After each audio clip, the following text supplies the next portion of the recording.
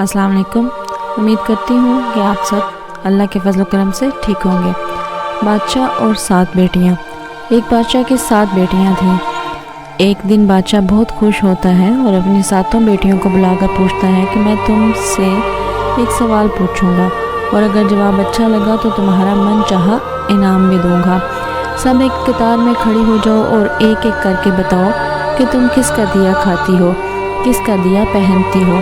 7 में से 6 बेटियों ने कहा, अब्बा हुजूर आपका दिया खाते हैं और आपका दिया पहनते हैं, आप ही की वजह से हमारी ये शान और शौकत है। ये सुनकर बादशाह बहुत खुश हुआ और सबको उसकी मनपसंद चीज़ दे दी।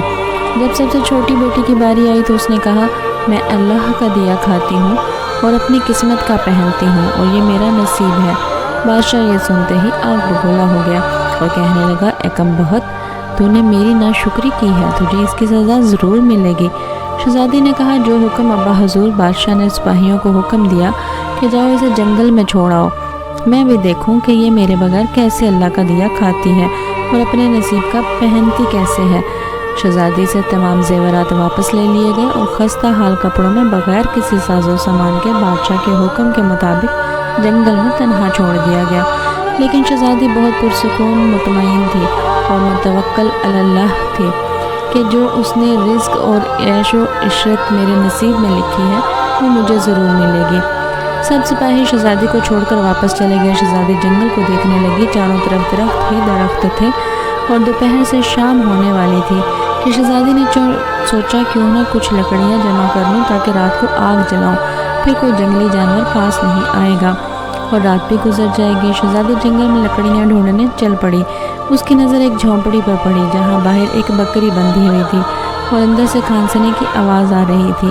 पहले तो शहज़ादी बहुत हैरान हुई कि इतनी वीरान जगह पर झोंपड़ी। वो जब झोंपड़ी के अंदर दाखिल हुई तो क्या देखती है कि एक बूढ़ा ज़ईफ़ एक चारपाई पर लेटा है और खांसते खांसते पानी पानी पुकार रहा है। शहज़ादी इधर उधर देखती है तो कोने में एक पानी का घड़ा पड़ा होता है। वो गिलास में पानी भरकर बूढ़े ज़ईफ़ को पिलाती है और झोंपड़ी की साफ़ सफाई करती है। इतने में बूढ़ा ज़ईफ़ शहज़ादी से पूछता है कि बेटी तुम कौन हो और इतने बड़े जंगल में तुम अकेली क्या कर रही हो। तब शहज़ादी उसे बताती है कि वो यहाँ तक कैसे पहुँची। बूढ़ा ज़ईफ़ इसे झोंपड़ी में ही रुकने का बोलता है। वो कहता है कि मैं शहर में काम करता हूँ, सुबह शहर चला जाऊँगा और 8 दिन के बाद आऊँगा, तुम यहीं रहो और झोंपड़ी में खाने का सामान है और नदी पास ही है तो वहाँ से घड़ा भर लिया करना।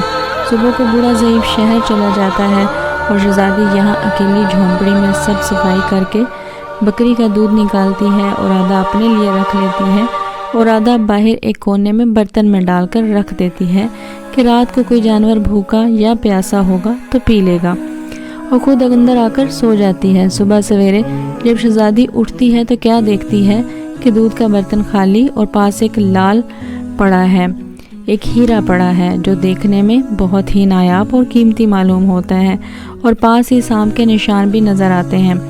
तब शहज़ादी को याद आता है कि बचपन में इसने सुना था कि जब कोई नायाब सांप बहुत खुश होता है तो एक ऐसा लाल उगलता है कि जिसकी कीमत हीरे जवाहरात से भी महंगी होती है।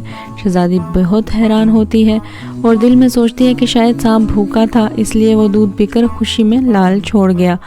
फिर वो लाल उठाकर अपने पास रख लेती है और फिर अगली रात शहज़ादी बर्तन में दूध रख देती है और अगली सुबह जब देखती है तो फिर एक लाल होता है। ऐसे ही करते 7 दिन गुजर जाते हैं और शहज़ादी के पास 7 लाल जमा हो जाते हैं। इतने में बूढ़ा ज़ईफ़ भी शहर से वापस आ जाता है। तब शहज़ादी इसे लाल दिखाती है और सारा वाक़या बताती है और बूढ़ा ज़ईफ़ को 3 लाल देती है और कहती है कि शहर जाकर ये लाल बेच दो और आते वक्त अपने साथ महल बनाने वाले मज़दूर लेकर आना। बाकी 4 लाल शहज़ादी अपने गले में माला के तौर पर पहन लेती है और कुछ ही महीनों में जंगल में एक आलीशान महल तैयार हो जाता है जिसमें बूढ़ा ज़ईफ़ और शहज़ादी रहने लगते हैं। ऐसा खूबसूरत महल जिसमें हर आराइश, नौकर चाकर, ढेरों नेमतें मौजूद होती हैं। शहज़ादी जंगल में लकड़ी की फैक्ट्री लगा देती है और जिसमें गरीब काम करते हैं और उनकी रोटी भी चलती रहती है। देखते ही देखते जंगल शहरनुमा बन जाता है और दूर दूर तक धूम मच जाती है कि शहज़ादी बहुत रहम दिल है। یہ خبر ایسے ہی بادشاہ تک پہنچتی ہے تو بادشاہ کے دل میں اشتیاق ہوتا ہے کہ دیکھو تو صحیح کون سے ملک کی شہزادی ہے جس کی اتنی تعریف ہے۔ بادشاہ سپاہیوں کے ہاتھ پیغام بھیجتا ہے شہزادی سے ملنے۔ یہاں شہزادی کے سپاہی جب شہزادی کو بتاتے ہیں تو شہزادی یہ حکم دیتی ہے کہ بادشاہ سلامت ایک ہی شرط پر ہم سے مل سکتے ہیں کہ وہ اپنی تمام بیٹیوں کے ساتھ آئیں۔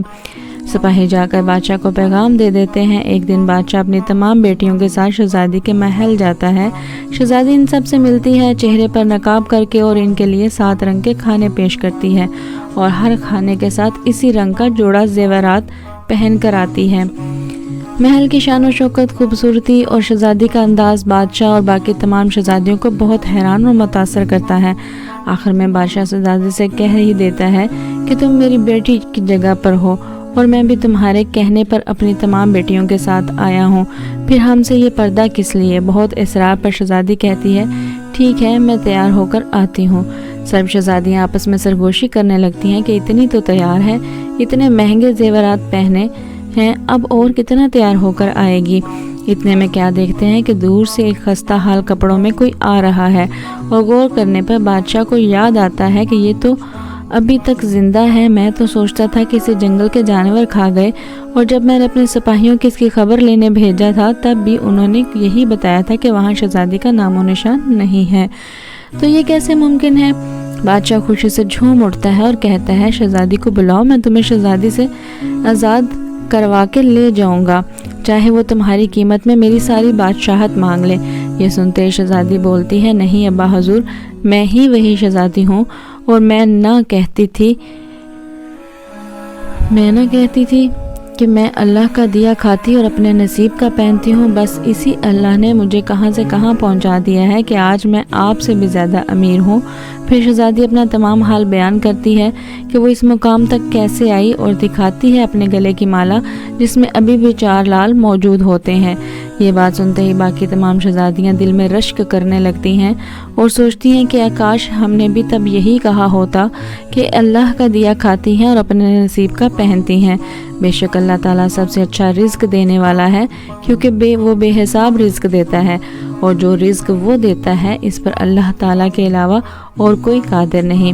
یہ تو سامعین و ناظرین، اس ویڈیو سے، اس بات سے، اس واقعہ سے یہ بات ثابت ہوتی ہے کہ ہم دنیا میں جو کچھ بھی ہیں صرف اللہ ہی کی مدد سے ہیں، اللہ ہی کی عطا ہے۔